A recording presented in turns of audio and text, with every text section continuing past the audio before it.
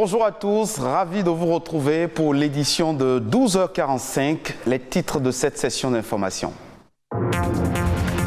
C'est une tendance de nos jours. Bon nombre de femmes optent pour le port du bébé en kangourou au détriment de la pratique ancestrale qui consiste à nouer l'enfant au dos, à suivre un reportage sur cette pratique. L'hygiène corporelle est indispensable et concourt au maintien de la santé. Comment prendre soin de son corps afin d'éviter les mauvaises odeurs, les précisions dans ce journal. L'usage abusif d'antibiotiques est une menace pour la santé. Ce sont des médicaments qui sauvent des vies, certes, mais qui peuvent également abîmer les défenses naturelles de l'organisme.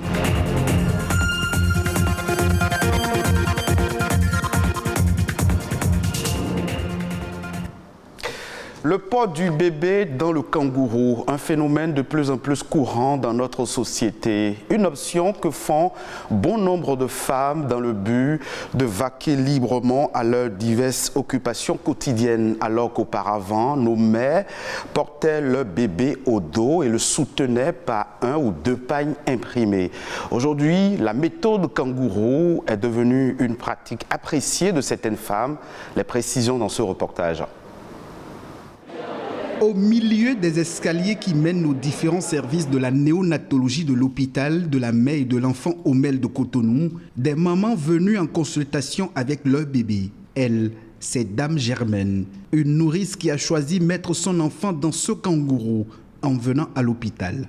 J'ai commencé par utiliser le kangourou depuis mon premier geste. Et je l'utilise rare fois pour faire des longs trajets. Parce qu'avec ça, je me sens en sécurité et à l'aise. Pratique, confortable et peu encombrant, l'utilisation du kangourou permet d'une part à bon nombre de mamans de continuer à vaquer à leurs diverses activités et d'autre part à l'enfant de se sentir en sécurité. De l'avis des professionnels de la santé, le porte-bébé ventral n'est pas interdit. Les professionnels de santé n'ont rien contre ça, il n'y a aucune contre-indication à faire ça. On encourage les gens à le faire si l'enfant est bien sécurisé. Le kangourou, un relais parfait si la maman ne veut pas porter son enfant au dos. Un style de portage à la mode et très apprécié par certaines mères.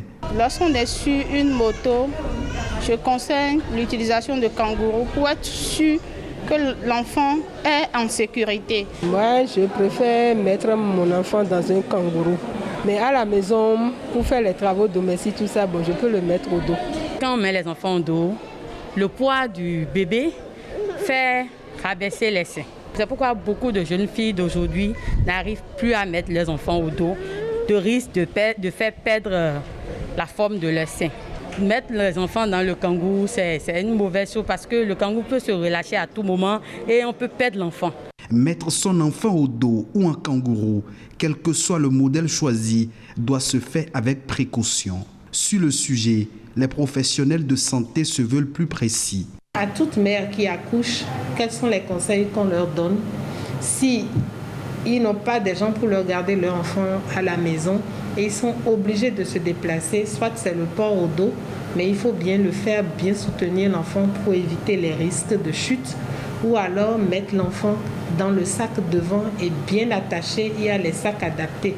L'usage du kangourou ne doit pas devenir une habitude, mais strictement limité selon les praticiens hospitaliers. Par ailleurs, son usage en voiture pour la pratique du sport, du vélo ou de toute autre activité pouvant conduire à des gestes brusques est proscrit.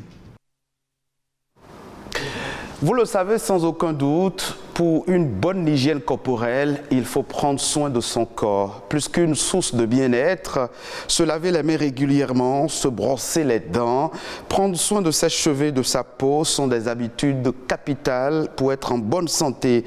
Comment entretenir son corps pour éviter les mauvaises odeurs?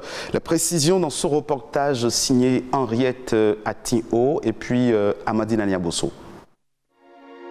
Elles sont considérées comme incommodantes. Transpiration, mauvaise haleine, odeur des pieds et des mains. Des odeurs corporelles propres aux êtres humains qui sont parfois source d'inconfort.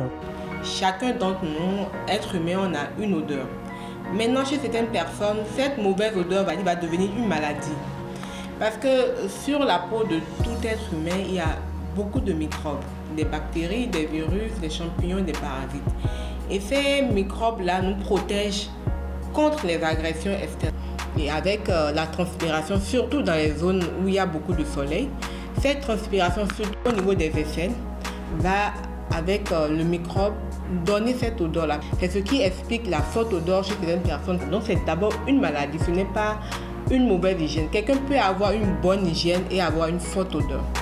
Et pour sentir bon, les jeunes ne manquent pas d'astuces naturelles.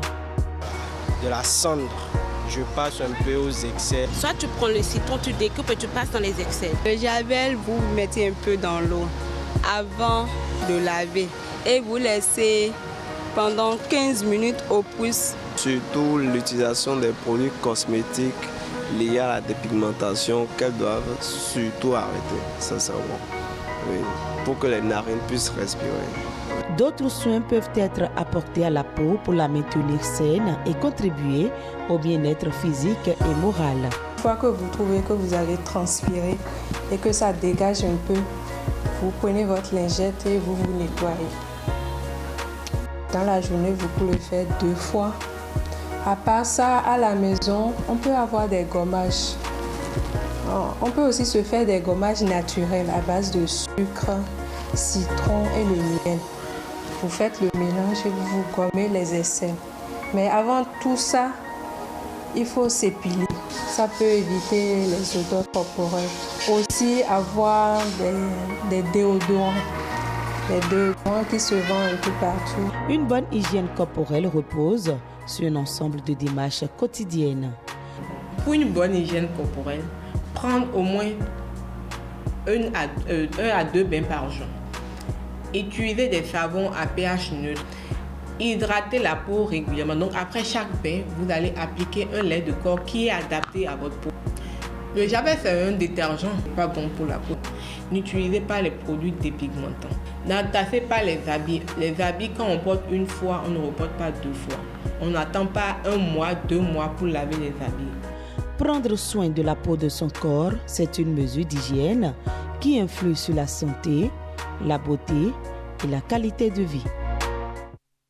Un reportage signé Henriette Atiou et Amandine Alien-Bosso. Autant nous devons prendre soin de notre corps à travers une hygiène corporelle, nous devons aussi éviter l'automédication. C'est une pratique très courante qui consiste pour les utilisateurs à soigner leur pathologie en utilisant des médicaments dûment autorisés, mais sans avis médical préalable. Et dans le cas des antibiotiques, s'ils sont pris de façon abusive ou inadéquate, ils peuvent abîmer les défenses naturelles de l'organisme. Arel Zanou, pharmacien, nous édifie. Un antibiotique, c'est avant tout un médicament dont l'objectif justement est de pouvoir lutter contre ce qu'on appelle les infections. Et les infections généralement sont liées au fait que les microbes qui sont dans notre environnement à des moments donnés arrivent à pénétrer notre organisme et malheureusement notre système de défense naturelle n'arrive pas à lutter efficacement contre ces microbes-là. Donc, à un moment donné, quand ces microbes-là prennent le dessus, on va parler d'infection. Et c'est à ce moment-là que les médicaments qu'on va pouvoir utiliser pour corriger ces infections, ces médicaments-là, c'est ça qu'on appelle justement les antibiotiques. Dans notre organisme, nous avons des microbes qui sont dangereux et nous avons des microbes qui ne sont pas dangereux.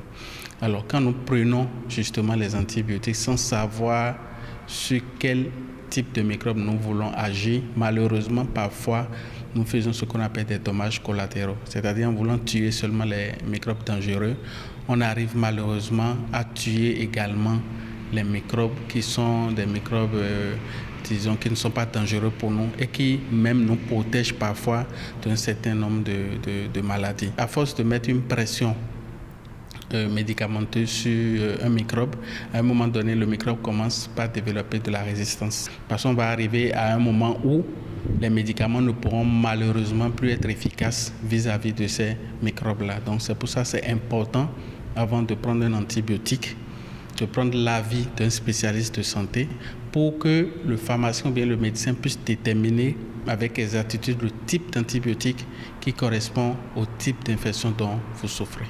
Pour ceux qui le savent très bien, les médicaments n'ont pas que des effets bénéfiques. Il y a ce qu'on appelle des effets secondaires indésirables également qu'il faut prendre en compte. Donc, il faut toujours prendre l'avis des spécialistes. Et le spécialiste le plus proche aujourd'hui, qui ne vous prend même pas de l'argent pour vous donner son avis, c'est le pharmacien.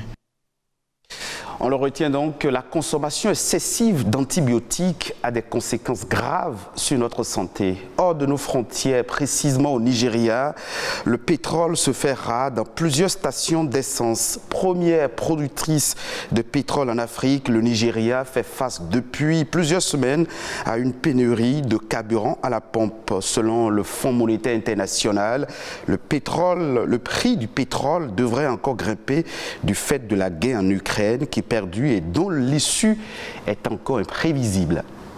Ce sera tout pour cette session d'information que vous pouvez revoir sur le www.ortv.bj.